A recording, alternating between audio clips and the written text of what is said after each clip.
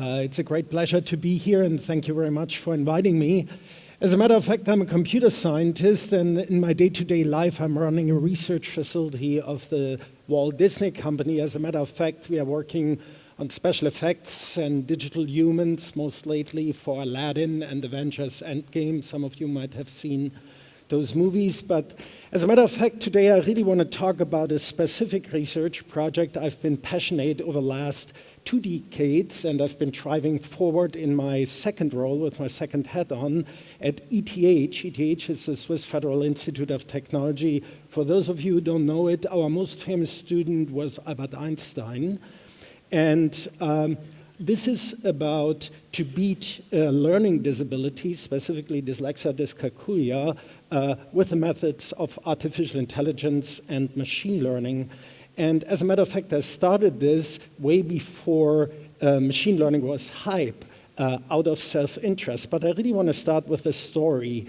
Meet Adrian. This is my son. Actually, this is a picture of him 20 years ago when he was a child. He was a funny boy, sort of smart, but he got super stressed when it came to reading and writing. And soon after entering elementary school, he developed a very distinct ability in reading and writing comprehension, to the point that he was lagging behind years with respect to his classmates. So, of course, it took us years to find out that he was finally diagnosed with a condition called dyslexia, and as caretaking parents, we spent a huge lot of time and money to put him into therapies. None of them helped. Eventually, I got super annoyed and felt I should do something on my own. At the same time, I observed certain cognitive patterns within him. For instance, his ability to perceive and memorize structural and geometric orientations, for instance. And so I embarked on this vision and developed a therapy of my own in the end. Just a few words about dyslexia. Dyslexia refers to the distinct disability of some people to acquire a reading and writing comprehension, basically to write orthographically correct, while otherwise having an average or above average intelligence score. And there is a similar condition, which is probably a little bit less well known, and it's called dyscalculia. And this one relates to the inability to perform simple mathematical calculations fluently and correctly. And it's about 5 to 10% of the population in the Western world that are suffering from this conditions. For dyslexia, for instance, this all includes slow reading. There's typically this letter confusion, BP, DT, and so forth, phonetically similar letters, silent consonants, certain vowels, and so forth, and so on. But you can imagine that dyslexia and dyscalculia are very severe because they basically spread out over all aspects of learning in school or in professional life, and it often leads to demotivation and frustration. So now, dyslexia in particular, as an example, is caused by a person's inability to develop a proper mapping between the so-called phonemes, which are the building blocks of spoken language, to graphemes, which are building blocks of the written language. And as a matter of fact, the more generally, neuroscientists found out that for an untrained reader, most of the brain's cognitive processing power happens while reading in the frontal cortex. Now, as we start automizing the process, there is a shift happening in processing from the frontal cortex into the parietal lobes. And this is called the parietal shift. And this parietal shift does not happen or is significantly delayed for dyslexics or people with dyscalculia. So automation is the essence. When I started, I actually teamed up with neuroscientists from the University of Zurich, and we really tried to combine state-of-the-art knowledge in neuroscience, computer science, and machine intelligence to develop a highly computer-based, highly personalized, and interactive training system for therapy. And this was basically constantly improved over the last decade using the data and the experience we gained with over 100,000 children in schools in Switzerland. Now let me explain a little bit what the concepts are. It is fundamentally based on the notion of multimodality. And multimodality refers to the ability of our brain to process information and to learn information simultaneously through a number of different perceptual channels. And these can include color, motion, music, speech, shapes, or other cues. So if multiple channels are stimulated during learning, so for instance, if you perceive a certain color and you hear a certain sound at the same time, the learning effect is reinforced dramatically. That's the fundamental idea. Now, we all do develop our individual profile of how we basically activate those channels and how well developed those channels are.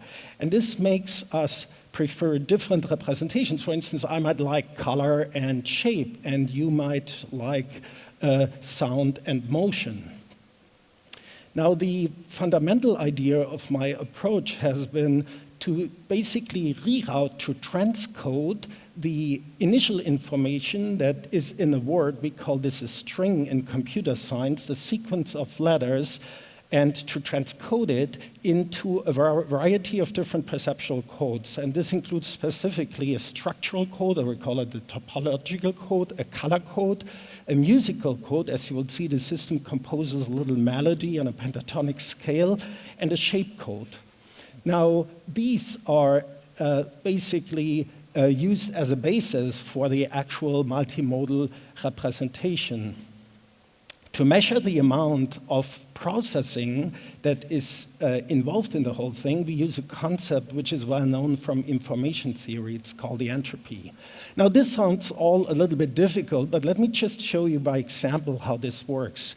Here you basically can see the representation that is displayed by the training system. So it includes the syllable graph, the topological information, the color, the shape code. The color code encompasses 8 different colors that are mapped to letters of the Western alphabet. And you learn them separately by a little memory game. The same's happening with the pitches, the individual notes or the sounds on the pentatonic scale. Now, the system basically presents this to the student, and then you go. And the timing and pacing of the melody is basically dependent on the length of the syllabus. So here... Education. That's the melody. And it's almost like repeating is like playing piano on the keyboard. That's the idea. So now this was correct, that's fine. Next example. Receive.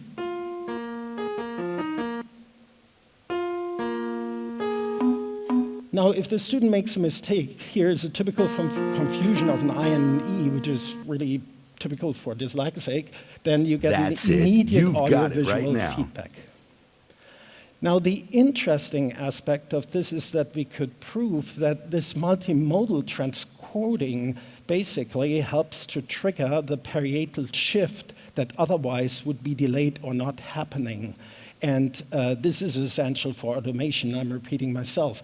Now, the fMRI studies have shown that this starts typically after 6 weeks of continuous training. Now, this whole idea of transcoding is being combined with a very powerful machine learning system, and we previously have heard that there is this concept of a student model. This is basically a machine learning system that tries to model the internal state of learning and knowledge by the student at each and every moment. And this allows us basically to adjust the training to the individual capabilities, strengths, and weaknesses. And this is what we actually do. Now, based on that, we can, for instance, create, in this particular example, it's the word unmask. And it could be, if the student, for instance, confuses an M with an N, it could be due to a typo or phoneme-grapheme matching, or it could be an auditory confusion. The system builds an hypothesis on it and basically computes individual profiles which serve as a basis for the actual personalization of the training set and provide very valuable information back to the educator. Now, you can apply similar concepts to dyscalculia, and here's an example. So we train the basic concepts of ordinality and cardinality by trying to learn mappings between individual numbers and quantities to geometric relationships or to physical entities. The underlying machine learning to control this comprises what's called a Bayesian network, and this is a probabilistic knowledge graph that represents the state of knowledge and traces this knowledge of the student at all times. And it allows the student to take individual paths through the individual stages of that graph. For instance, here's a direct path for the acquisition of a two-digit addition, but the system could decide for a different student that there's more trouble and the student has to take a longer route to train more and different things, essentially. Over the years, we collected a very significant data set from Swiss students, and this data set, it basically encapsulates each and every keystroke each and every child has ever worked with the system has done, allows us to do versatile analysis and analytics to improve the underlying student modeling and machine learning. Specifically, there is an offline component that allows us to distinguish different groups of students with different error behaviors or learning patterns, for instance, to identify or separate dyslexics from non-dyslexics. That's the offline part. The online part continuously performs hypothesis verification and allows us to detect whether a student, for instance, is dyslexic or dyscalculic just by training with the system. In dyscalculia, it works to 90% accuracy after 20 minutes of training. Of course, we have run a variety of studies together with psychologists and students, dyslexic, non-dyslexic, over the years, and they all confirm the efficiency of the method. So for instance, we got 30% less in pencil and paper dictation error for the dyslexia training, and even more, up to 45%, more correct calculations after 6 weeks of training, 4 days a week, 20 minutes a day. What's also interesting is that the self-reported anxiety with respect to school and learning has gone down significantly, at least by 25%.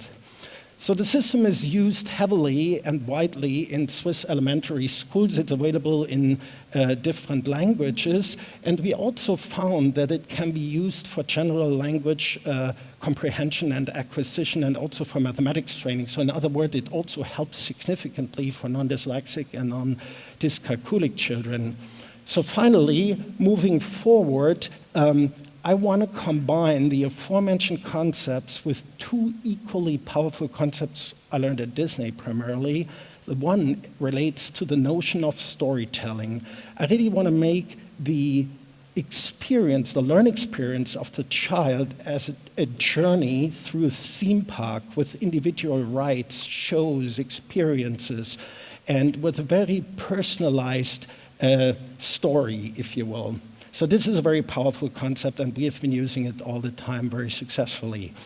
A second important one is the advent of augmented reality with a new generation of devices looming at the horizon. So this will be the next technology trend after basically artificial intelligence or the iPhone. And I give you one example. So we are really looking into using AR, which has the ability to seamlessly integrate information from the real world and from the virtual world to enhance creativity and play for children. So this is the AR band, where we have physical cards, trading cards, and as you put them under the iPhone, they come to life, and here's this little Elvis elephant start singing.